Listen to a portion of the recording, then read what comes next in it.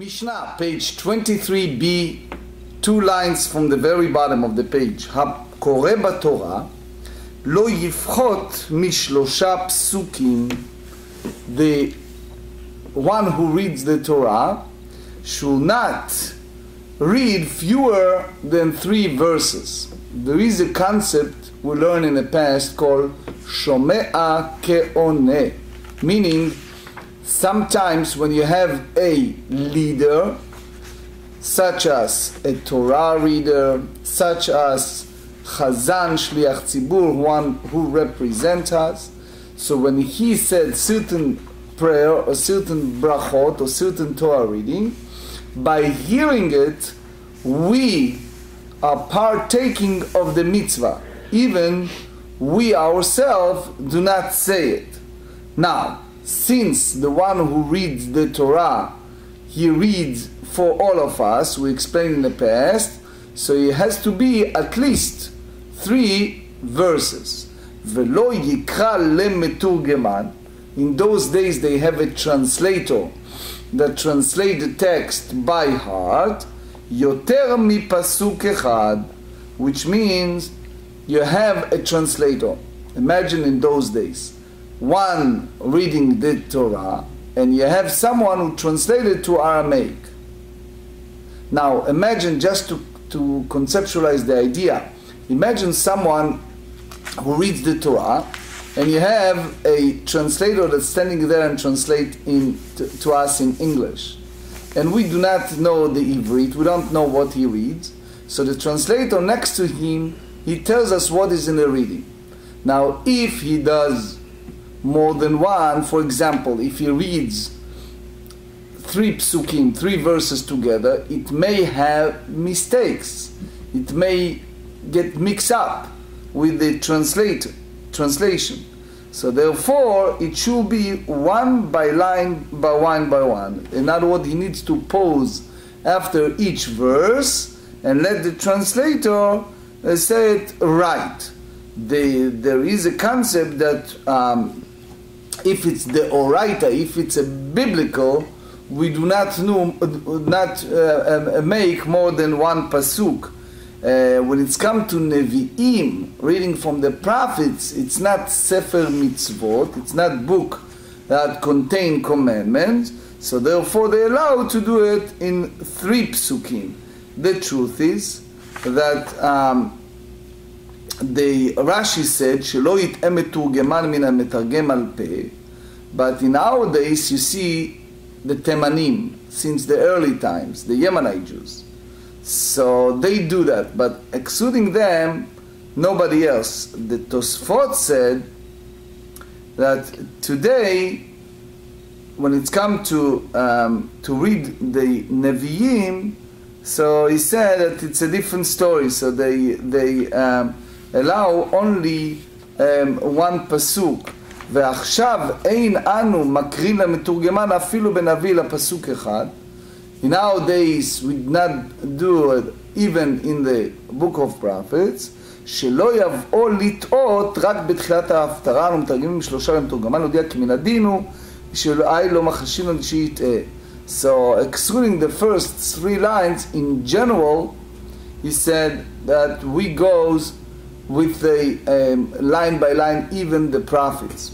24, ובנביא 3, and when it's come the text of the corresponding to the reading of the prophets, the translator can read the 3 verses at a time. But as we said, when it's come to the Torah, it's an issue because it can be inaccurate translation and can have a result of misleading. היו שלושתן 3 פרשיות. If the 3 verses from the prophets are 3 separate paragraphs, and that's, according to many, it's close to impossible. That's the way the Mefarshim said. But the way later the Gemara explained to us in details. So in other words, if each of the pasuk, each of the verses has a different meaning, So you translate one by one. קוראים אחד אחד. מדלגין בנביא ואין מדלגין בתורה. You can go and skip some section in the book from reading of from the book of prophets, different prophets. Verses in the Torah you don't do that. Why? There is a concept called Heisech Hada'at, which means that we do not have a full concentration, meaning it can be total mix-up. So therefore, when it's come to Torah, we treat it differently. Ve'ad kama o medaleg. So how much a reader can skip from the prophets? Ad kedei shelo yifsok hameturgeman, until reach a point that the translator will not conclude his translation while the reader is still rolling the scroll to a new location, which means, imagine you have the, Rashi said, שלא ידלג במקום שהוא קרא לה כדי שיוכל לגלול בסרט ולקרוא את מקום הדילוג, קודם שיגמור המתורגמן תרגום המקרא שידלג זה משום שהם כבוד הציבור לעמוד שם בשתיקה. So as long as this translator is standing there and talking, and if you can roll the Torah very quickly, so it's fine. Otherwise it's a problem. You can't have everybody quiet, and you know, at least in some congregation, people cannot keep quiet anyway. And it's an issue, right? כהנה שלושה פסוקים כנגד מי. When you have this reading of 3 verses, it's that's the minimum of the Torah reading, that each aliyah will have 3 psukim in corresponding to what it's instituted. Why they make 3? So the answer is Amar Rav Asi keneged Torah nevi'im uktuvim. It corresponds to what? To the Torah, 5 books of Moses, prophets, and writings. If you remember, we said several dapim in 21. It's also Remez is hinting to Kohen, Levi, and Israel. And also the Mefarshim said it's Remez also to Moshe Rabbeinu, Aaron HaKohen, and Miriam and Via, the 3 brothers sisters, that they are the one who told them, Darkam nimsera Torah, told them who received the Torah. ולא יקרא למתורגמן יותר מפסוק אחד. And you not read for the translator more than 1 verse at a time. ובנביא 3 פסוקים. When you read from the prophets, there are 3 lines. ואם היו שלושתם 3 פרשיות, if there are separate paragraphs, קורא או אחד אחד. You may read 1 by 1. כגון, כי כה אמר השם חינם נמכרתם. For example, in Isaiah 52, this is the word of the Lord, you God, you have sold for or not, which is followed by the verse, כי כה אמר השם אלוקים, מצרים ירד עמי בראשונה, my people went down initially to Egypt, ועתה מה לפונו השם. So you see here, the Ran, Rabbeinu Nisim said, that we have to have the yachas, we have to treat it, each of them separately, otherwise the Meiri adds, and he said, people can mitbalbelim, people can mix up. Medalgim banavi, ve'en medalgim batorah. We may skip from certain section in the prophets, but we don't skip any reading of the Torah, 5 books of Moses, very many. We ask, it's a contradiction. You see in the reading of the Kohen Gadol, Koreh Acharei Mot, Ve'ach Be'asor. When the Kohen Gadol has his own section, we study it, if you remember, on Tractate Yoma, page 68, that the Kohen Gadol read from the book of Leviticus chapter 16, after the death of the son of Aaron, and also on the 10th, which means the prohibition against performing melacha on Yom Kippur, and also the requirement to fast on Yom Kippur. V'hakamedaleg, if you look carefully, is skipping, and we said that in Torah reading you don't do that.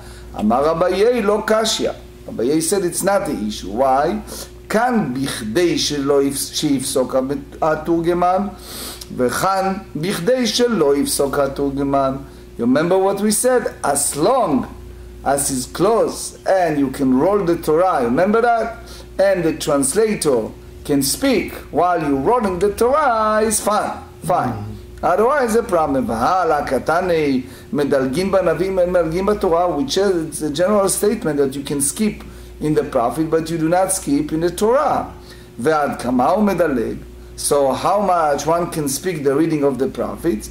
Ad kedei shelo yifsok haturgeman. Michlal, what we derive from that, Torah klal uchlalo. When it's come to the Torah, you don't skip.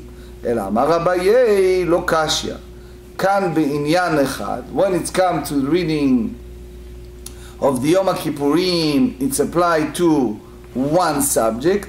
Kan bishtei inyanot. Over there is two different subjects. So Rashi tells us בעניין אחד ששניהם מדברים ודבר אחד, that they both talk in one subject ואין כטירוף הדעת. You don't go to mix between הילקח and therefore כי לא מפסיק תורגמן מדלג, שהרי שניהם בעניין כיפורים מדברים. They're both talking about the subject of יום כיפור. And he said, however, ומתנית נקטע לכללו בשני עניינים כגון פרשת נגעים לפרשת זווים.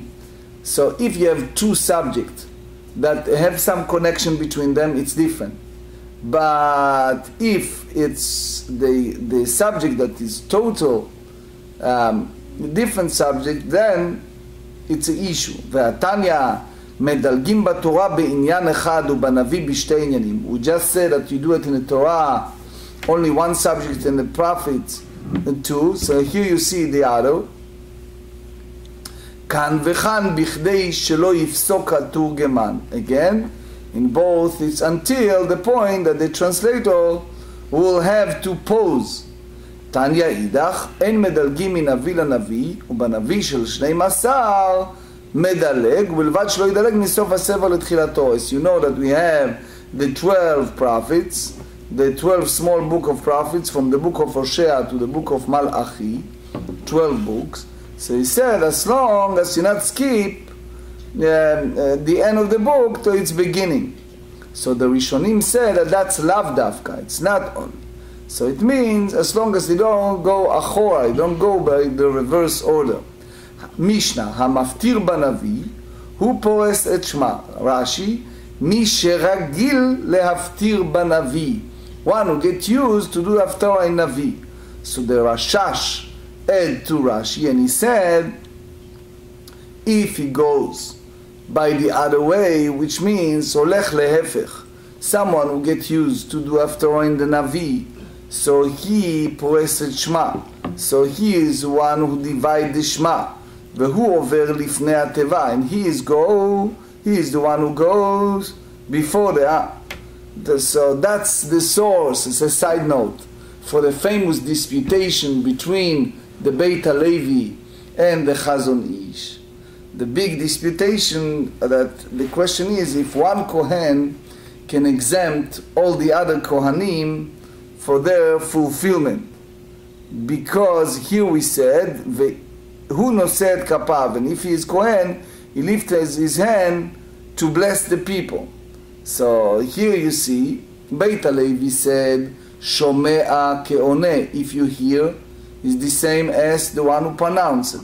So that's nothing to do with Bekol Ram, which said out loud.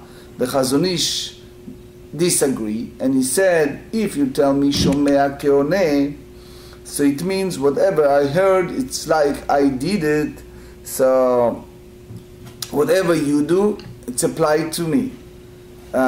Take for example what we discussed several days ago. We have the obligation during the Megillah reading to read the 10 sons of Haman.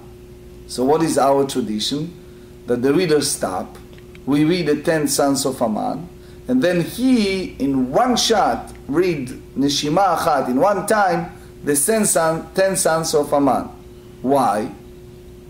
So many rabbis hold that this is the source. Why is this the source?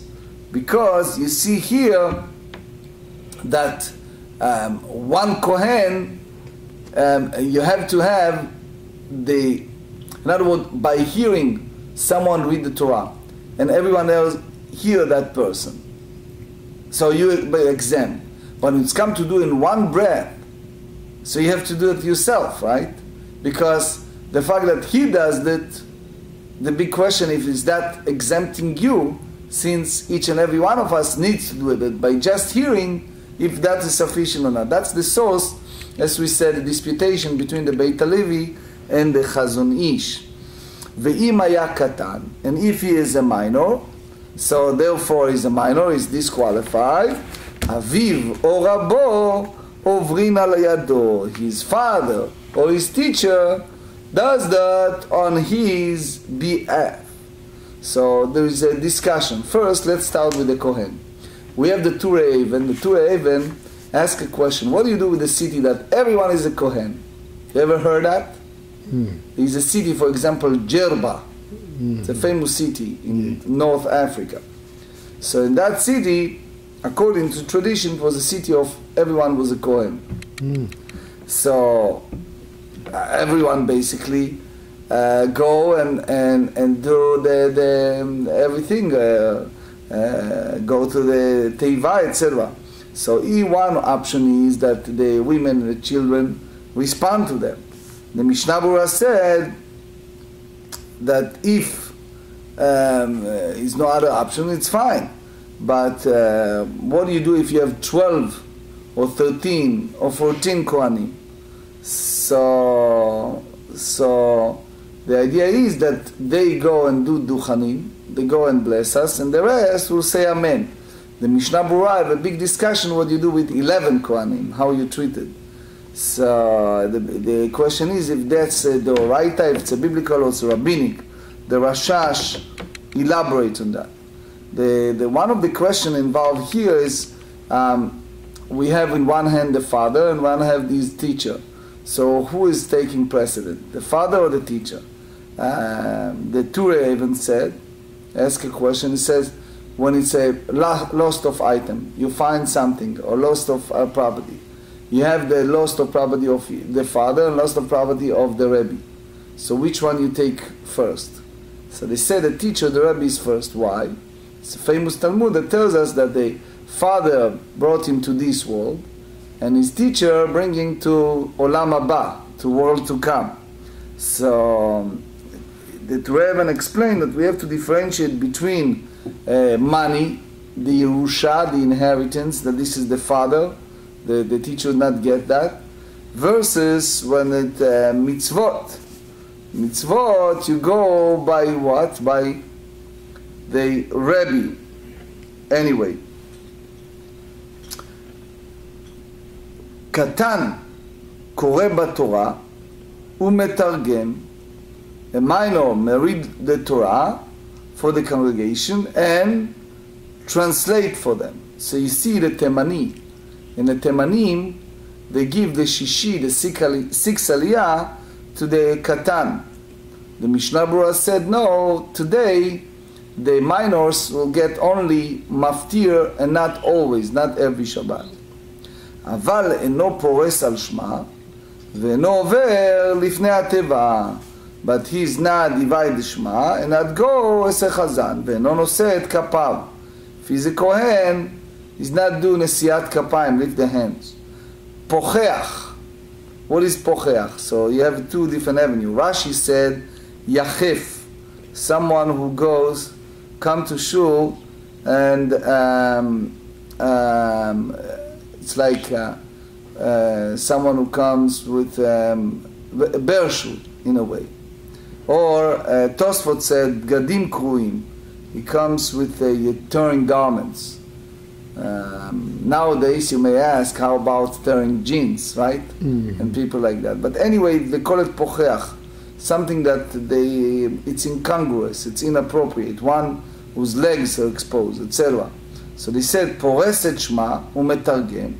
He may serve, divided the shma and serve as the translator, yet it's bizayon, aval eno koreh b'Torah, he not read the Torah out for the congregation because, come on, this guy who leads the congregation, some people feel offended for having him lead. a certain decorum required out of respect for the Torah reading and the congregation. ואינו עובר לפני התיבה. He's not going before the ark, ואינו נושא את כפיו. And he's not lift his hand to bless the people. Suma, how about a blind person? פורס את שמה ומתרגם. He divides שמה and can serve as a translator of the Torah. רבי יהודה אומר, כל שלא ראה מאורות מימיו. One who is born blind, he cannot see any light in his life, אינו פורס את שמה, על שמה. He's not divide the shema.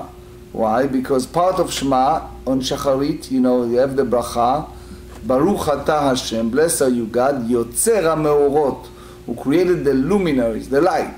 And this fellow never have a chance to see light in his life. So the issue is how he can recite the Shema, the Ran asked. So therefore he can't do it.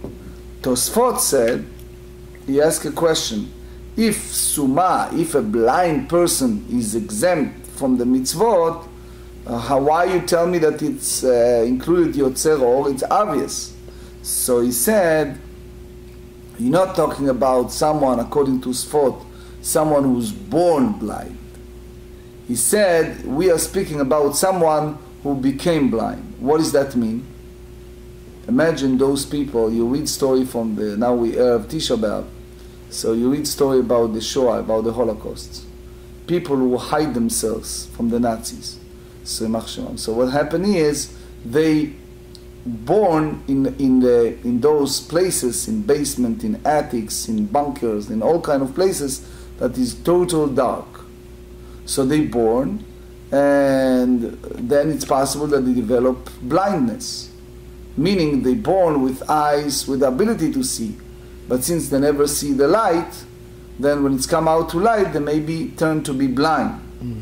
So the Tosfot said at the very end, I'll just give you the abbreviation, and he said, guess what? מכל מקום יחייב ומדרבנן שלא יהיה כנוכרי ולא יהיה בדק נוכרי כלל. So he said that even he exempt mid'oraita, but by the rabbinic he is obligated. And he end at the end, אפילו אחי סומה שיש בו תרי מדרבנן יוציא שפיר אחרים כיוון שהוא גדול ובר דעת עדיף תפאי מקטן. Says the blind and have the understanding, etc., and he's past the age of 13, so he's better than a minor, even he's blind. My tama. So first we ask the reason. What's the idea, the reason that Maftir granted all these privileges?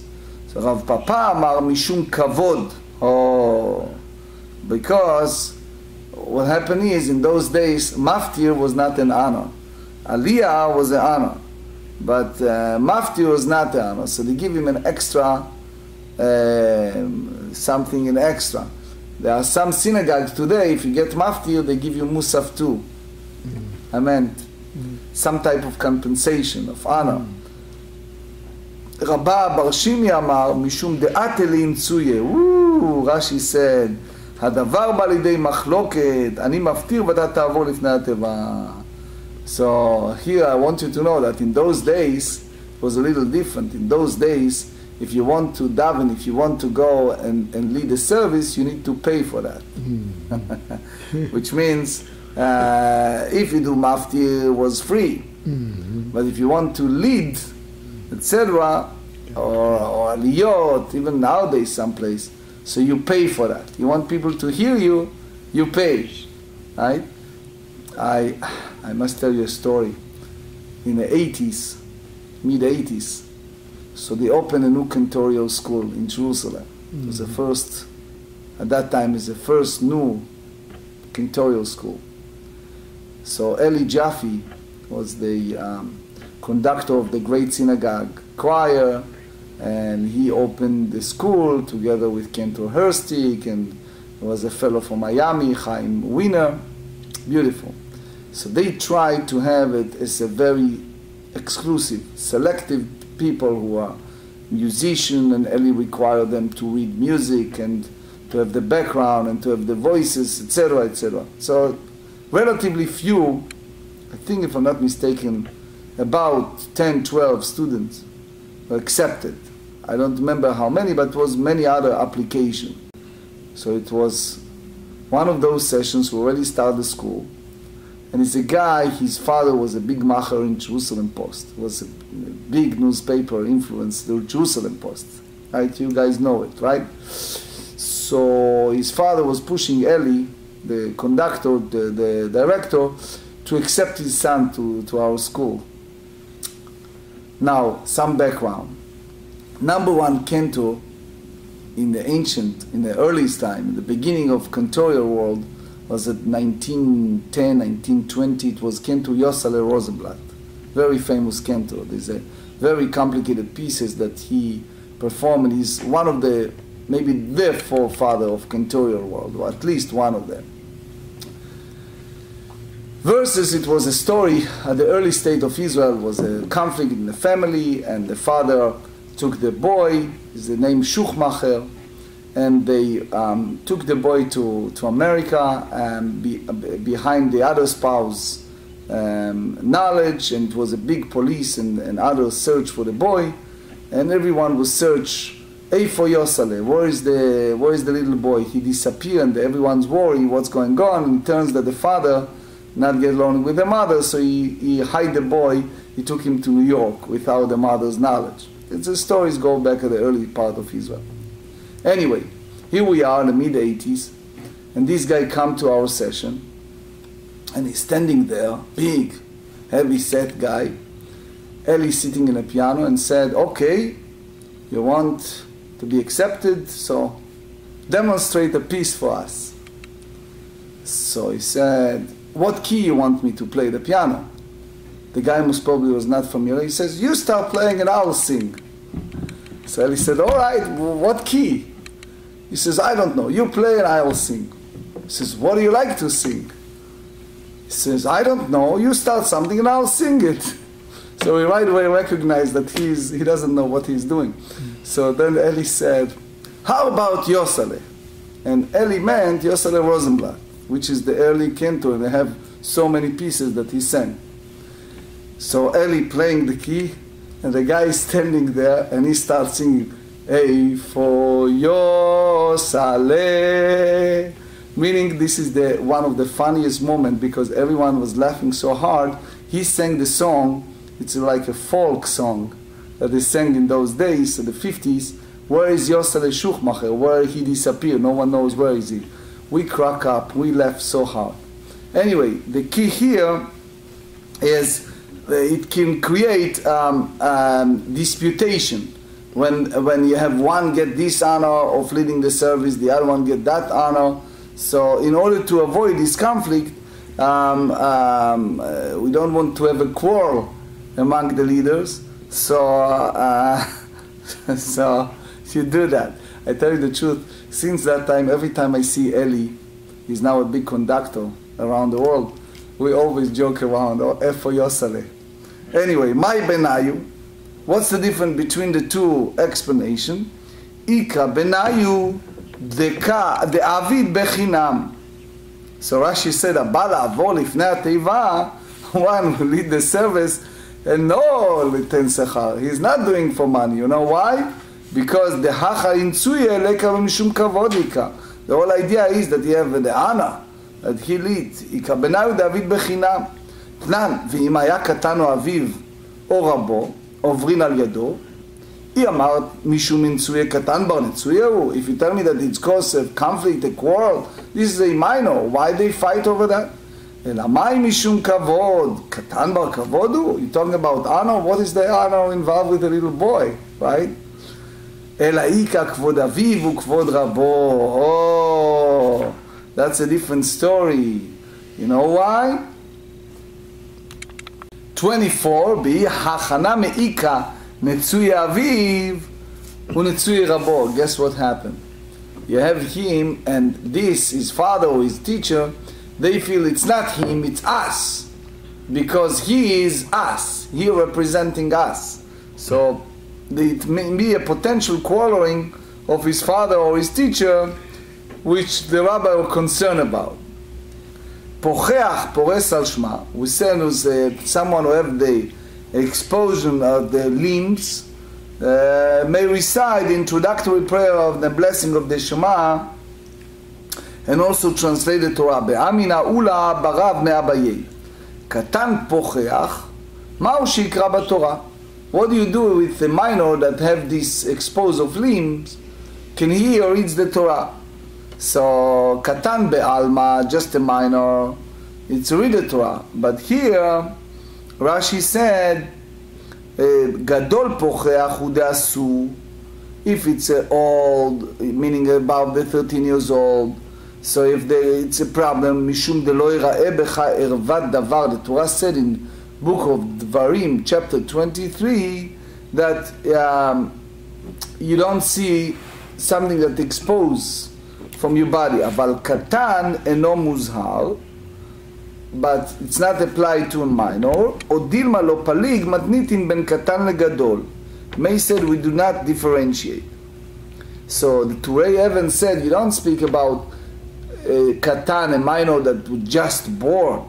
It means something that it's not lo mechubad, is not respectful.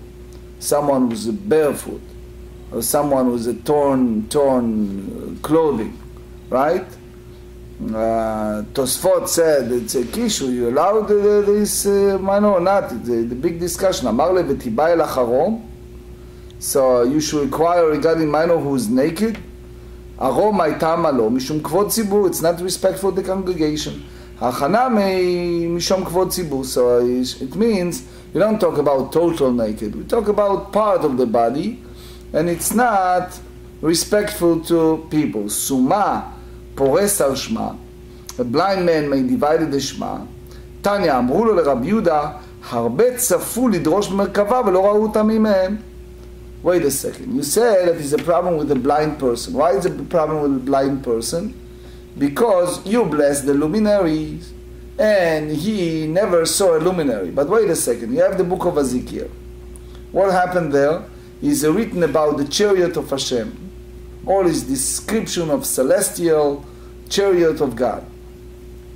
And there are many that try to give an explanation to that, even it's very esoteric, and they never have the ability to see it like Yechezkel, like Ezekiel saw it, right? Or Isaiah and all these great prophets. Those who give interpretation never see it. So what's the issue of the summa, of someone who's is blind? So how do you have an issue of comprehension? You see here that you comprehend something, even you're not involved with this, right? Even something else. So I remember just a story about the head of the Lev La'achim. It's an organization in Israel that try to fight the missionaries. They have different missionaries that go there, and they try to convert Jews to their different cult or sect or all kind of things, especially people who are confused and people who are searching for something. So it was a rabbi by the name of Sorotskin. He was executive director of Lev La'achim. And it's a group of people came and said, what about those Kabbalistic? There are people who claim that they are Kabbalistic. Many of them are charlatans. And they go around and they sell product to naive people, and they tell people stories just to try to get money from people, and etc., etc. It's a very, and they mislead people with the Torah, and they do all kind of crazy things. So he said, what do you want from me? I'm fighting against missionaries. It's not my organization.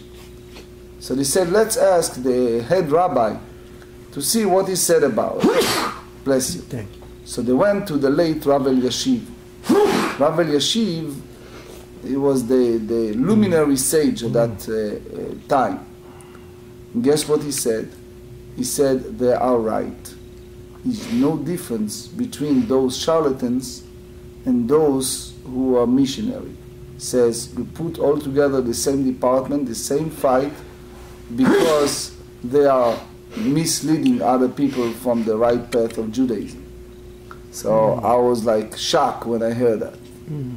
Anyway, ורבי יהודה, הטעם באבנתא דלייבא תליא מילתא. Everything depends upon הבנת הלב, the way that the person understands. In his heart, he understands what he is saying. And he said, "Veha kamlechaven veyada." He have the kavanah, have the knowledge. Hacha mishum anaa, veha leit leanaa. So the big question is: does a blind person have the driving the joy, for example, of the light without seeing it? So that's the question. There is no benefit for them and cannot recite that bracha. ורבנן אית להנאה כרבי יוסי. דתניא אמר רבי יוסי, כל ימי הייתי מצטער על מקרא זה. The Torah said in the book of Deuteronomy chapter 28, והיית, as one of the curses, they said, והיית ממשש בצהריים כאשר ממשש האברך באפלה. You go during the mid of the day, you grow, and it will be like a man does that in a tremendous darkness. וכי מה אכפת לעיוור בין אפלה לאורה? Why a blind person differentiate between darkness and light? He anyway cannot see, even he's in the most exposure of light, he doesn't see it. And he said, עד שבא מעשה לידי. One time I saw something amazing. פעם אחת הייתי מלך באישון לילה באפלה. It was one time that I walk at the middle of the night, in the absolute darkness. וראיתי סומה שהיה מלך בדרך ואבוקה בידו. I saw a blind man who was walking on the street, and he carried a torch in his hand. ואמרתי לו, בני, אבוקה זו לך למה? I said to him, my dear friend, my son, why you carry this torch? So he said, אמר לי, כל זמן שאבוקה בידי בני אדם רואים אותי ומצלים אותי מן החטאים ומן הקוצים ומן הברקנים. If I carry this torch and people see me, as guess what? People help me. Meaning, I'm going by myself, but I carry this torch in my hand, and people see me, and if they see that I'm about to stumble, they save me from these thrones, from these pits, from all those things that save me. So you see here the source. Kohen שיש בידיו מומים, לא יישא את כפיו. The Mishnah said that Kohen, that it's not, Rashi said it's not mumim yeduim. It's not clear blemishes. But it means something that Rashi used the word, for example, some type of blemish that that carries something that people pay attention and it's not respectful. But the whole concept is that the Kohen need to have kavanat hadat. He need to focus. He need to have a focus, and people need to listen carefully and observe what he deliver. Rabbi Yehuda Omer, Rabbi Yehuda Mosif, Rabbi Yehuda add to that. He's not disputed. He's add to that, and he said, "Af mishayu adav tzvuot satit, satis is like type of color. Lo yisa et kapav.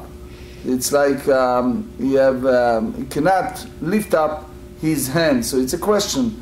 It's some say that it's the like tchelet, like the bluish dye. Some say that it's a red dye. The idea is moshech ayin. It's the people start looking. What is there? Why? Mipnei sha'am mistaklim bo. People watch, who stare at him.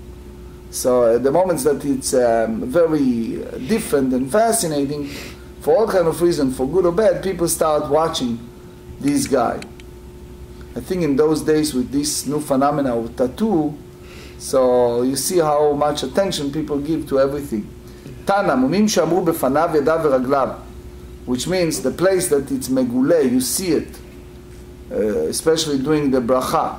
Amar Rabbi Yoshua ben Levi, ידיו בוהקניות, which mean חבורות לבנות, לא יישא את כפיו. He is not spotted, raise his hand. תניא נמי אחי, ידיו בוהקניות, לא יישא את כפיו. עקומות, עקומות is כפופות, meaning bend forward. עקושות, it's go from over the side, לא יישא את כפיו. אמר רב אסי, חיפני וביישני לא יישא את כפיו. Again, this is different time, but he says someone who's from Haifa or someone who's from the Beit Shean in those days, different, should not lift their hands. Why? תניא מאחד, מורידים לפני התיבה לא אנשי בית שאן ולא אנשי בית חיפה ולא אנשי טבעונים, from a place called טבעון, מפני שקוראים לאלפין עינין ולעינין אלפין. So Rashi tells us, ואם היו עושים ברכת כהנים, if they do the blessing of the כהנים, many times they mix up. How? היו אומרים יאר, יער השם פניו, ולשון כללהו. So it means they mix up the pronunciation, and Ya'er, it's bringing light. Ya'er is Leshon Kas, Rogez, it's like expression of anger. And for sure, that's not the meaning of the bracha. He's supposed to come up and bless us, and bless us that God shine His ray of light upon us. And if he said Ya'er instead of Ya'er, meaning he's not using the garon, the throat, in his pronunciation, he may misconstrue, he may misinterpret it as a curse instead of blessing. So he said, that's a problem. Magen Avraham said, we have to differentiate between them doing that in their place of living or other location. He explained there is a concept called ileg. Ileg meaning someone who pronounce and he constantly messed up the pronunciation. So the difference is, he said, the Taz explained, if it's in his city, everyone recognizes, everyone knows what he's saying. People in the south, right? So they know what they are saying. It's fine. It's different. But the Pri Megadim elaborated on that, and he said you have difference between hasachat hadat, which means the question is what's involved here. If you are saying something, and people instead of focusing in the prayer, in the blessing, they're focusing on your misuse of certain pronunciation. You do it wrong. So if it's a pgam batfila, if the prayer it's not really pure as the way it should be, so he cannot lead us regardless to his location. So in wrapping up, number one, we have to know that we are talking about kavanah. If it's not the issue of kavanah that everyone understand, then we have to differentiate between location that he lives, that everyone knows what he's saying, versus, I can tell you, I'm teaching in college. Some classes you have 40, 50 students, and some of them needs to come and do presentations. And don't take me wrong, I love all my students. But they come up, they are from those places in Africa, in South America, in European places, and they speak in English, they do presentations, and I look around to see who understand what they are saying. I always ask them to write me what they are saying, so I can read it and I know what they, because sometimes they do presentation, you have no clue what they are saying, right? Yeah. They understand, and few people from their country understand what they said, but many others have no clue, right? Yeah. Next.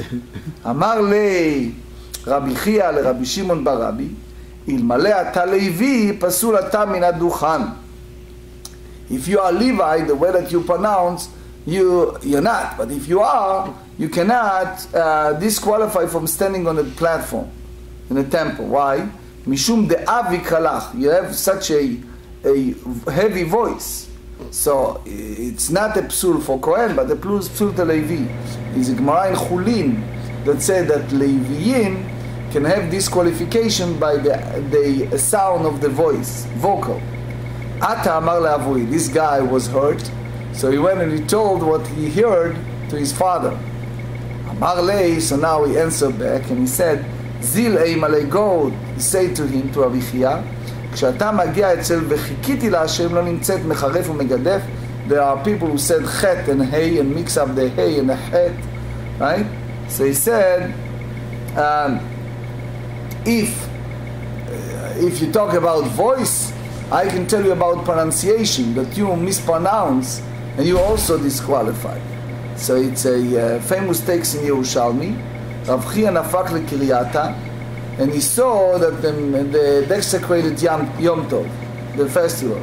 So he said, tomorrow our rights in the synagogue aside, and I said, it's written Aseret Yelachem, right? But because after Rav said, because he have the issue of pronunciation, it's why didn't do it? It's Aseret Techayelachem. It's again mixing between Chet and a Hey. Amar Rav Huna Zav Legan lo yisa et kapav. You know, a guy that always his eye flow with tears, right? You have people like that. So you should not raise a hand to bless the people. You have a situation that someone in that city of Ravuna did it. So this is the Udash Bi'iro. You can compare him because he is a guy that people are familiar. So if the people familiar, so the familiar figure in his town, so leave it alone. תניא למאחי, זבלגן לא יישא את כפיו ומקדש בירו מותר. אמר רבי יוחנן, סומה באחד מעיניו לא יישא את כפיו. If you have a person is blind in one of his eyes, so he's not do the ברכת כהנים, not raise his hand to do דוכנים. וההוא דא ובשיבותא דרבי יוחנן דבר פרס ידי. You see a situation Rabbi Yochanan that did it. ההוא דא שבי רואה, the same story. That it was a familiar figure in his town. So it's different. So, again, if it's, let's wrap it up, if it's a klala, if it's a curse, so you have like Beit She'an and Haifa, so it's a problem. But here, the only problem, the chisaron, is people is watching him, right? But it's not the issue of dash be'iro. Tosfot said, קשה, כיוון דלא היה יכול לומר חטא, אם כן היה חורידו לרבי לפני התיבה, כשגזר תענית, how they allow him to lead, כדאית בזכויות הפועלים, במציע, פייי, והם מורדים לו מאנשי חיפה ולא מאנשי בית שאן, לפי שקוראים לאלפין, עינים לאלפין. ויש לומר, כשהמתכוון על אותה חטא, קורא אותה שפיר, אבל על ידי תורח. So in other words, לא היה בקל, לפי שעל אליהו של עדות, הם הרגלו לבחר יהודו. So in other words, these guys, if they really make an arduous effort, they can do it right. It's only difficult for them, but if they pay attention and they do in full, have the conscientiousness, so they can do it right. If someone is blind in one of his eyes, should not do נשיאת כפיים, not raise his hand. ואם היה דש בירו, the same story, if he's a well-known figure in the city, מותר, is permitted. רבי יהודה אומר, מי שהיו ידיו צבועות לא יישא את כפיו. Someone have his hand stained, is not raise his hand. תנא, אם רוב אנשי העיר מלאכתם בכך מותר. If everyone in the city does that, it's fine. משנה, האומר איני עובר לפני התיבה בצבועים. If someone said, I'm not lead in the color clothing, so that was the minhag of the minim, the apikosim, all these heretics. Av bilvanim lo ya'avor. You not let him lead the service even the white. So this is machloket between the Rambam and the Ravid, in Hilchot Tfilah, because maybe he does teshuva, maybe he changes his way. What happened to the next tefillah? If you're concerned that he's a min, if he's a heretic, so maybe he does teshuva. The Rambam said that it will help, it's okay to do the future leading of service, future davening. The Ravid disagree with him. They said here, besandal, right, if he carries a sandal, איני עובר, אף יחף לא יעבור, cannot go even barefoot.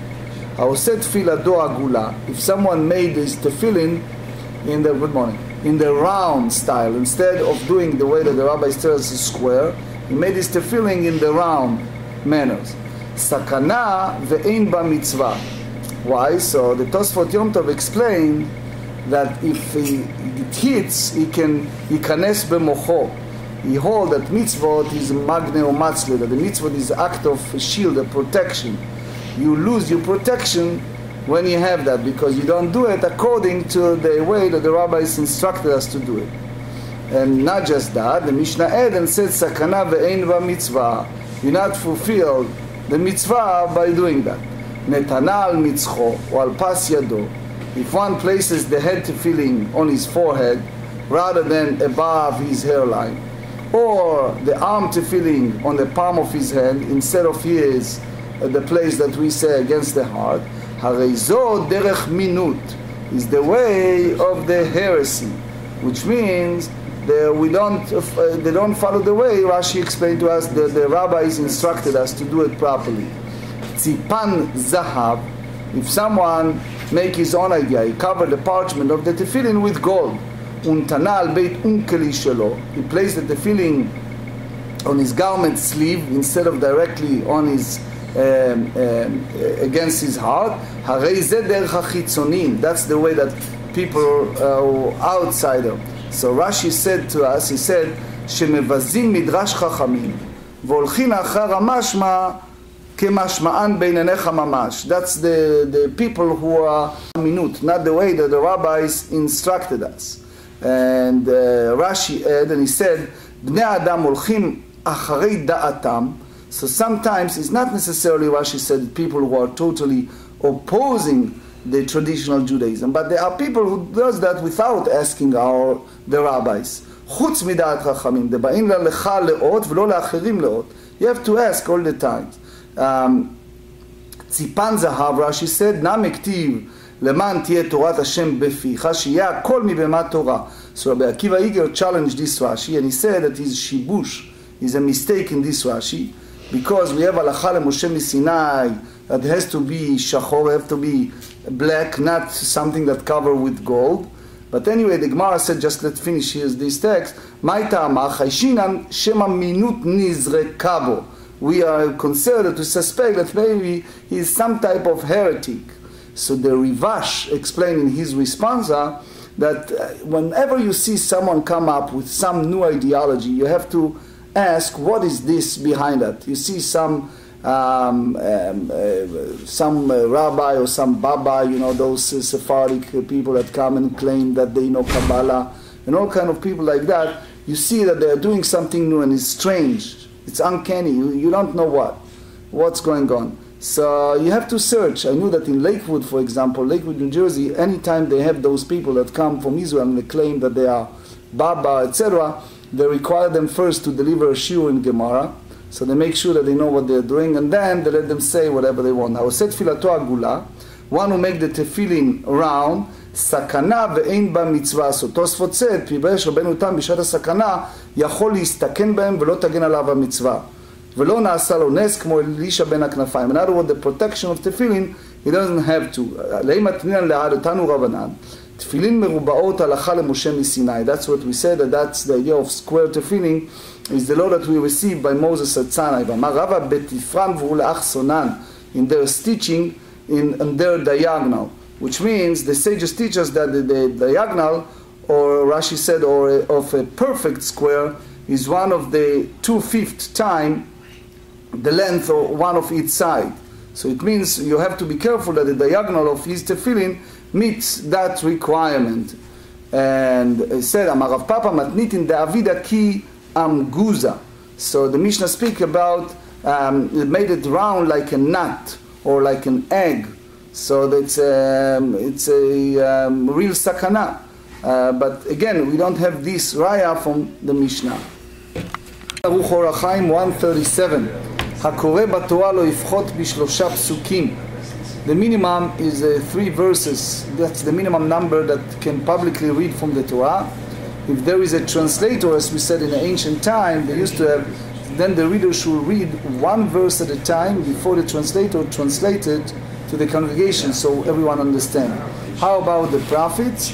So with regard to the prophets, 3 verses at a time. Rambam, Ilchot Tfilah, chapter 12. If there is a translator in a synagogue, it is permitted to read 3 verses at once from the prophets, and then the translator recites the translator of all 3 verses. If the verses are from the 3 distinct paragraphs, one should read the verses one at a time and allow the translator to translate each one separately. We talk about dilugim, skipping some readings. So you can do it in the prophets, but you cannot do it in the Torah. So the Shulchan Aruch Orach Chaim 144 said that it is permitted to skip from one section to another while reading the Torah, as long as both sections address the same topic. Conversely, while reading the prophets, it is permitted to skip from one section to another within the book of prophets, even if they address different topic. However, one should not cause the congregation to have to wait for the reading to continue. It is prohibited to skip from one book of the prophets to another unless the sections address the same topic, and that's the Pri Chadash, in which case it is permitted.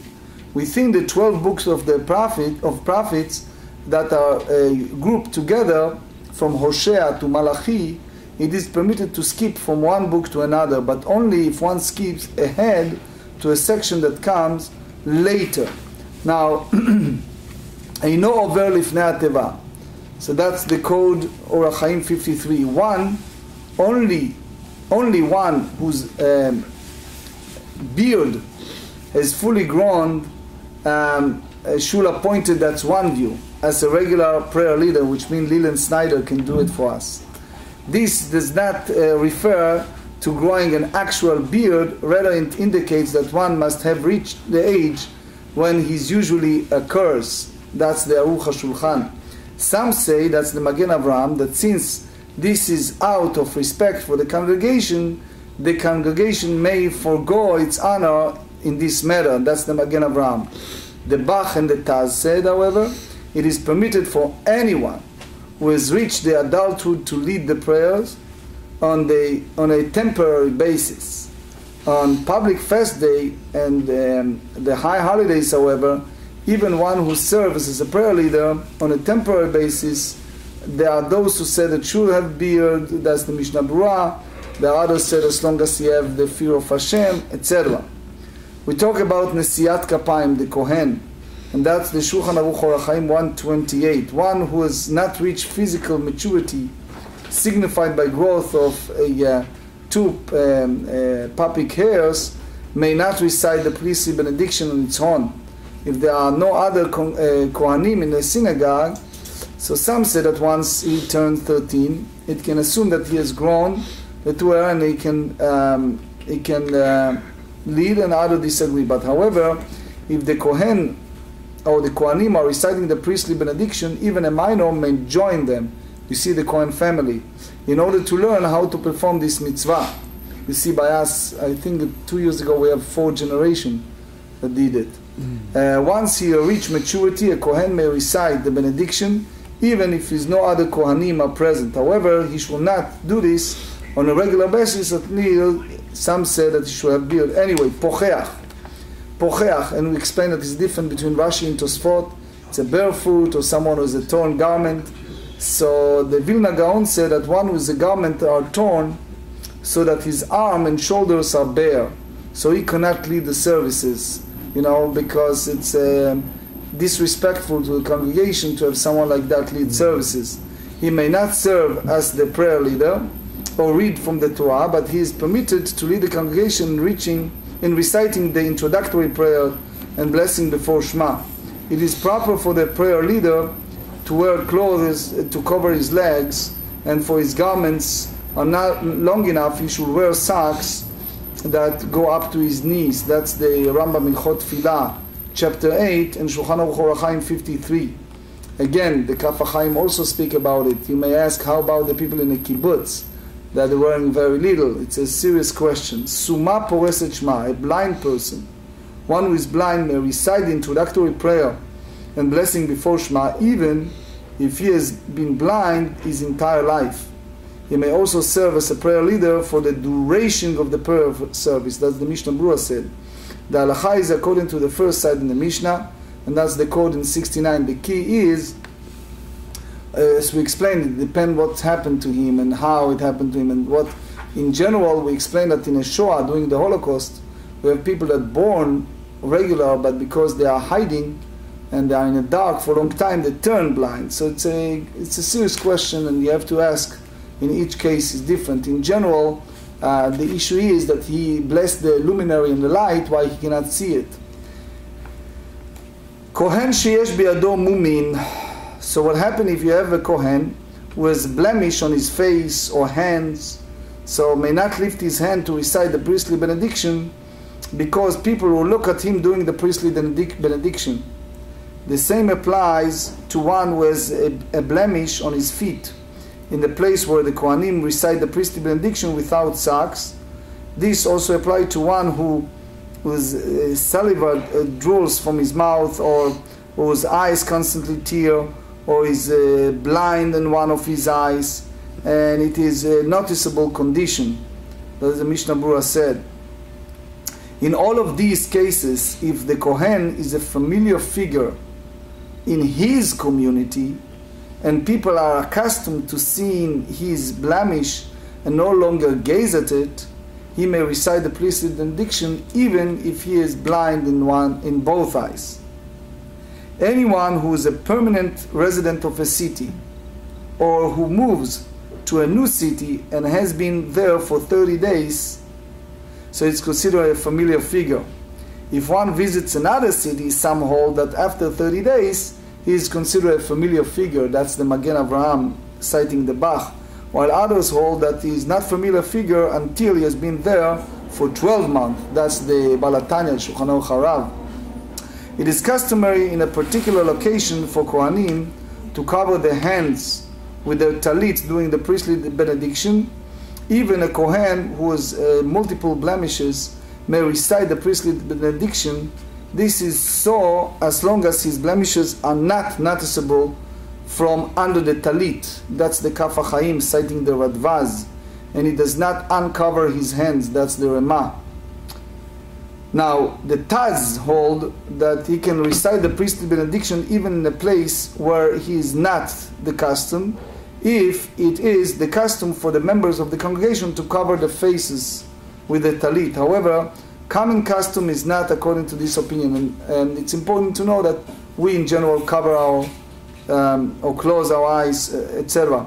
Mi shayu yadav tzvuot, one whose hands are colored. A Kohen whose hands are colored may not recite priestly benediction. However, if the majority of the residents in town work in a profession that causes their hands to become colored, he may recite the priestly benediction. Similarly, a Kohen may recite the priestly benediction if he is a familiar figure in town, that's Shulchan Aruch Harav, or the Mishnah Berurah said if he has place where the Kohanim covers the hands with the talit. So again, Nahara unehara upashtei. We talk also about the Chayfani uvashni, people who pronounce the certain letter in a certain way. For example, the mix between the Ayin, like Aleph, and Hey, like Het. So the Magen Avraham said that if the people do like Shin, like a Samech, the mix between them, so they may recite the priestly benediction as long only in a place where most people pronounce the letters in this manner. That's the Shulchan Aruch Orach Chaim 128, and also Shulchan Aruch Harav. But the Pri Megadim said, one who does not pronounce certain letters properly may not serve as the prayer leader. However, in a place that most people pronounce the letter in that manner, Magen Avraham said that it's okay, or reciting Radvaz, say that it's permitted. Now, Pri Chadash said that if he is one of the most fit to lead the prayer, he may do so even if he does not pronounce certain letter properly. But the Pri Megadim said that it's prohibited unless he can pronounce the letter properly with the exact way and exerts himself to do so. So that's again Shulchan Aruch Orach Chaim, chapter 53. Now we talk about tefillin. So we said that tefillin, that's Shulchan Aruch Orach Chaim 32. We said that when it's come to tefillin, there is halakha transmitted to Moses from Sinai that requires both the tefillin worn on the arm, as you see, and those worn at the head to be square. These apply both to the case that tefillin as well as the box that sits on the base. However, they do not need to be perfect cube, and therefore the heights of the box not need to be the same dimension as its length and width. That's the Ramah. Some say that even if the tefillin were originally square, if they become damaged and are no longer square, they must be repaired. Tzipan zahav, if one plates his tefillin with gold, it's disqualified. We also talk about one who leads the congregation. One who says that he will not lead the prayer while he is dressed in collar clothes or wearing shoes may not serve the prayer leader for prayer at all, due to a concern that he may be affected by heretical beliefs. This applies even if he gives a different reason for his action. That's the code, chapter 53. One who places tefillin on his arm instead of his arm, he put it on his palm. Right, palm, hands, etc., or on his forehead, right, instead of above his hairline, is following the practice of the Sadducees, which means he does that, right, or that is the Sadducees. We have to have 2 fingers between the beginning of the hair to the tefillin. Additionally, one who construct his tefillin to be brown, like a nut, does not fulfill the mitzvah. That's the Rambam, Ilchot Tefillin, chapter 4.